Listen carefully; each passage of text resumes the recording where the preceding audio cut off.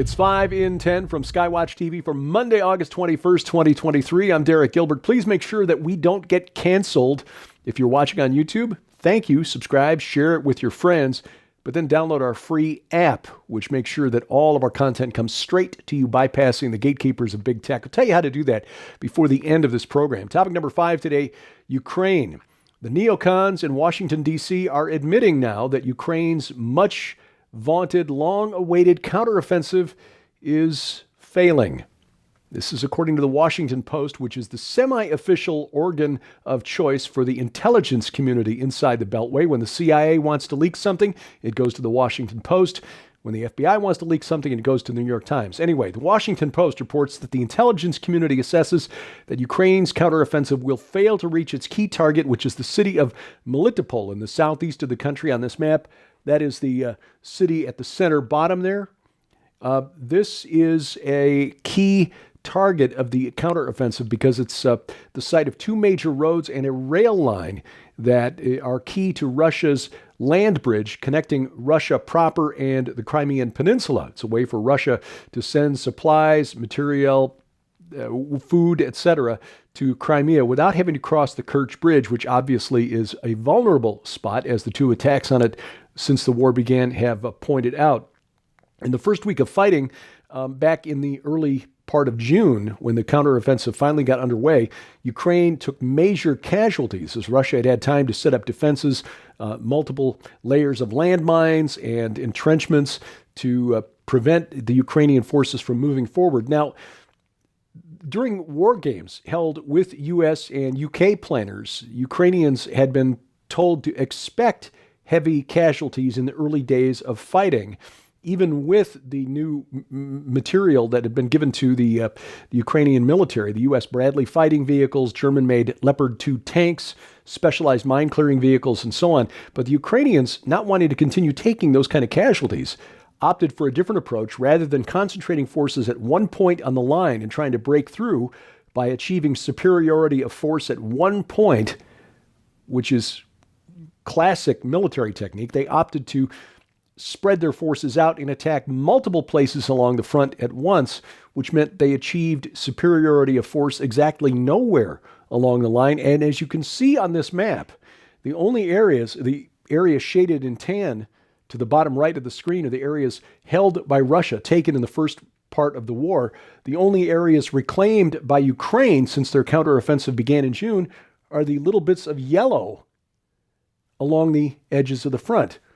And again, the goal is to reach this city here.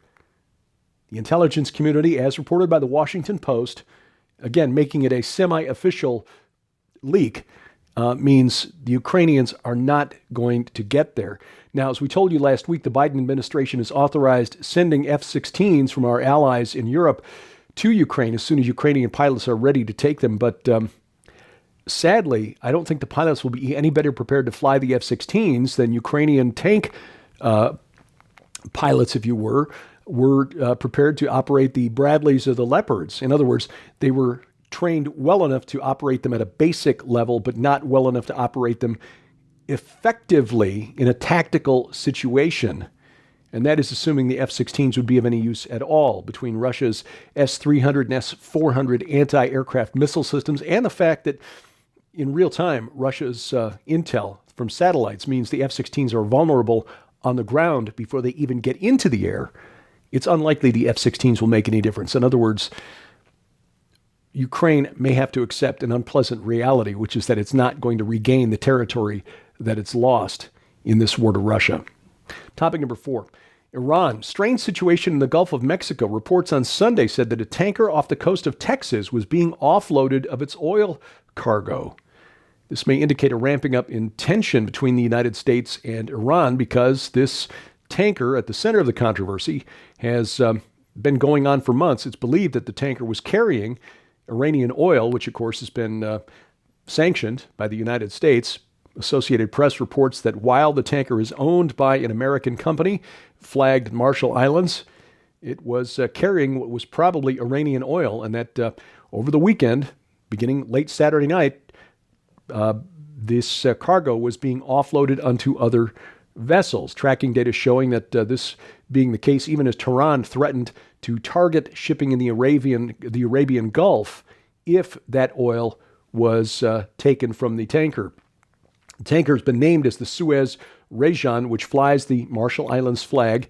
Iran is saying that it threatens to strike back against whoever has taken this cargo. Iran has been engaging in sort of a low-level war against tankers in the Arabian Gulf, the Persian Gulf, since 2019. Numerous ships boarded, some seized. The United States has sent new assets, Navy assets, to that region to try to put a stop to it. Topic number 3, Trump. Interesting story from former Speaker of the House Newt Gingrich Thursday night during an interview with Charlie Kirk. He said that a reliable source told him that a request was made from Washington, D.C., read the White House, to Fulton County, Georgia District Attorney Fani Willis, saying that she had to bring charges against former President Donald Trump on Monday because the White House needed a distraction from the screw-up regarding the appointment of David Weiss, U.S. Attorney for Delaware, as the special counsel. Remember, Weiss is the guy who offered the sweetheart deal to Hunter Biden, plead guilty to a couple of misdemeanors, and will make all these other felony charges go away. He's now been appointed as a special counsel to investigate Hunter Biden. And even CNN saying, this doesn't look good. This is problematic. So to distract from that, well, again, as has happened 4 times now, something happens at the White House, is embarrassed, suddenly new charges against Donald Trump. Quoting Gingrich in the interview, I am told, this is hearsay, Gingrich said, but I am told by a reliable source that Friday evening somebody from Washington called the district attorney in Atlanta and said, you have to indict on Monday. We have to cover up all the mistakes we just made with Weiss. And she said, apparently, my jurors, the grand jury, aren't coming back till Tuesday. And they said, you didn't hear me. You have to indict on Monday. Now, again, Gingrich goes out of his way to point out that this is hearsay, but it certainly seems to fit the pattern of what happened this past week. The charges, ludicrous, and again, using the RICO Act to try to, well, as legal analyst Jonathan Turley said, throw charges at the wall like Jackson Pollock throwing paint onto a canvas. Let the jury try to sort out, see what meaning there is in the mess that's been made of all of this. Topic number 2, the devil mouse. Disney Plus, as if they didn't have enough controversy, already creating enough blowback from American consumers at its woke policies. They've just greenlit a new program for its streaming service that would have Walt Disney spinning in his grave if that was, an actual thing. This new program is called Pauline. It is an original series coming out of Germany that tells what's described as a coming-of-age story about a pregnant teenage girl who's pregnant with the child of Satan. And, oh yeah, she's fallen in love with him. Again, this is coming from Disney Plus, which is the home of Pixar movies like, Toy Story, Mickey Mouse, National Geographic, that sort of thing. Supposedly family-friendly. This is described as a coming-of-age story coming to your screens soon if you subscribe to Disney Plus. Pauline is the name of the show's 18-year-old protagonist who accidentally becomes pregnant during a one-night stand, and she discovers that Lucas, the young man with whom she had the fling and with whom she is falling in love, is the devil himself. Disney is deliberately, it almost seems, trying to destroy the legacy of Walt. Coming up, NASA, maybe the world's foremost space agency, but things aren't quite so good for NASA here on Earth. I'll explain next on 5 and 10. Well, ladies and gentlemen, with just a few minutes on the clock, we want to make sure that you know how you can get your copies of both of these incredible new works in the Warriors of God special offer. When you order the Warriors of God special offer, you'll receive the Kingdom Warrior Full Spectrum Spiritual Warfare, Biblical Clearing and Maintaining Your Spiritual Perimeter by Dr. Michael Lake. But you'll also receive the brand new book by Corby Shuey, For Valor, Defending the Faith for Those of Worth. Both of these works complement each other fabulously and take you on a journey of next-level comprehension of spiritual warfare. But that's not all. Right now, when you order the Warriors of God special offer, we're also including absolutely free the phenomenal 2-disc collection on DVD, The Final Countdown, featuring Dr. Thomas Horn, Allie Anderson, and Donna Howell on how the secrets hidden within the biblical feasts unveil the final countdown to the return of Jesus Christ and the rapture of the church. But also included in this incredible special offer is Dr. Michael Lake's massive Sheer-Wreath Imperative data DVD library that includes 56 different Christian classic books on PDF for use on device of your choosing, Understanding the Kingdom audio series, the eSword biblical software for Windows, and several TV appearances featuring Dr. Michael Lake. All of these items hold a retail value of $95, yours now for your donation of only $35 plus shipping and handling.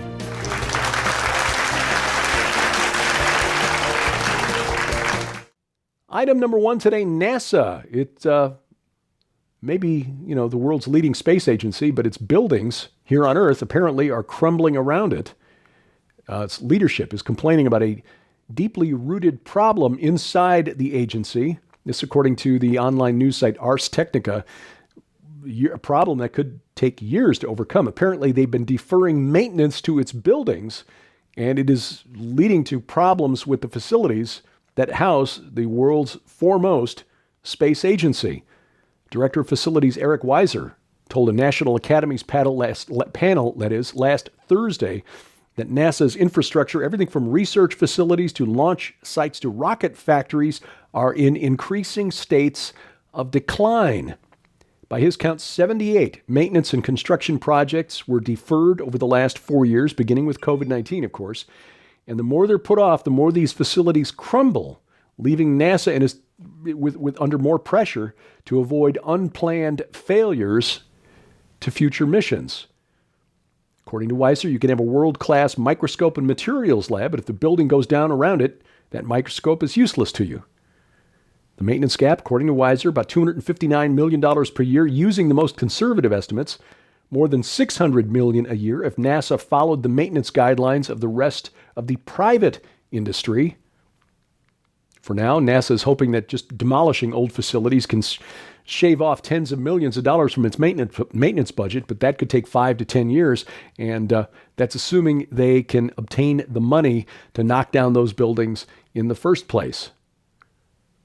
In other words, maybe before we try to send men back to the moon or to the moon, we take care of the buildings housing NASA and its offices first.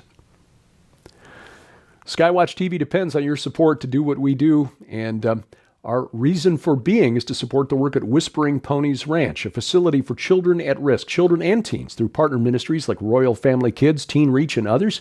And your support means that we don't have to charge them a dime for the use of the facilities or the therapy animals there.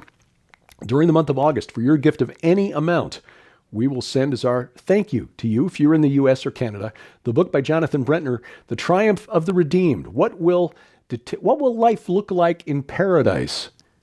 What are we looking forward to, really? Jonathan Brentner does a deep dive into in this book, and we will send a copy to you for your reference library for your gift of any amount, no minimum. You can find out more online, skywatchtv.com. Look for the red donate button at the website, or call us toll-free, 844-750-4985. This week in Skywatch TV, the decline of moral absolutes, relativism, postmodernism. How do we in the church stand against that? Our guests this week, Corby Shuey, and Dr. Michael Lake, as we talk spiritual warfare. They're the author of the new books For Valor and The Kingdom Warrior. They join Joe Horn and the Skywatch investigative team on the panel. You can see the broadcast right now over the air. Our broadcast schedule is posted online at skywatchtv.com/channels. You can also see it right now at our website, skywatchtv.com. All of our video content is always there. And if you've got a set-top box, Roku or Apple TV, just make sure you've got the Skywatch TV channel on that box. You can watch the program right now on the big screen, or you can check it out at our YouTube channel, the YouTube channel for the main program right here, or Rumble, where all of our video content also resides, or better yet, download our free mobile app, which gets you all of our video content, bypasses the gatekeepers of big tech, goes right from our servers to yours. We will not be canceled from our app. Not only that, the app gets you a calendar of upcoming events, a Bible, audio Bible, with multiple translations, a place to donate if you're so led, and news updates 3 times a week, all in the palm of your hand, whether it's iOS, Android, or Amazon Kindle Fire, phone or tablet. We have apps for all of those devices and links to their app stores to make it easy to find the right one, posted at our website, skywatchtv.com. Thank you for watching as we keep watch. I'm Derek Gilbert, and this is 5 in 10 from Skywatch TV.